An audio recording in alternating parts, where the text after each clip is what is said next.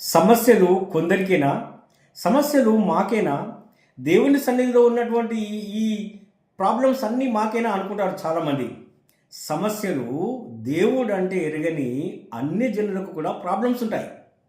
చూడండి, యేసుక్రీస్తు ప్రభువారు కపెర్నహూము పట్టణంలో ప్రవేశించినప్పుడు శతాధిపతి అయిన దాసుడు వాడు పక్షవాయుతో అనారోగ్యంతో పడి ఉన్నప్పుడు యేసుక్రీస్తు ప్రభువారి వద్దకు వచ్చేసి, దేవా నా దాసుడు వ్యాధితో పడి ఉన్నాడు అని అన్న వెంటనే దేవుడు వాడిని ముట్టి స్వస్థపరుస్తాడు. మాట మాత్రం సెలవీయగా అతడు స్వస్థపరచబడతాడు.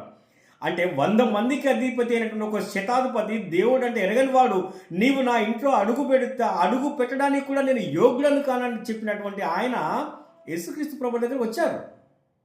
ప్రాబ్లం ఆయనకు లేదా?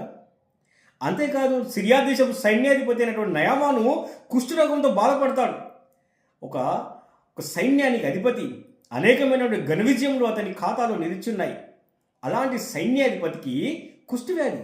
మరి అతడు దేవుణ్ణి వెంటాడుతూ వెతుకుతూ రాలేదా? ఇజ్రాయెల్ దేశం వచ్చి యోర్దాన్లో మునిగి స్వస్థ పొందలేదా?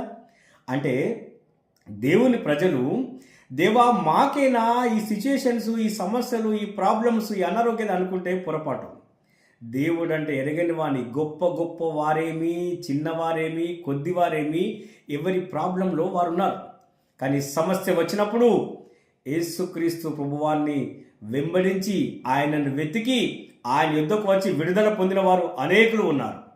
అందుకే బిడ్డలారా, సమస్య వచ్చిన వెంటనే దేవునిని వెతకడము, వెంబడించడము, చిరకాలం దేవుని నివాసము చేయడానికి తీర్మానం చేసుకోనండి. దేవుని మహోన్నతమైనటువంటి కార్యము జరిగిస్తాడు.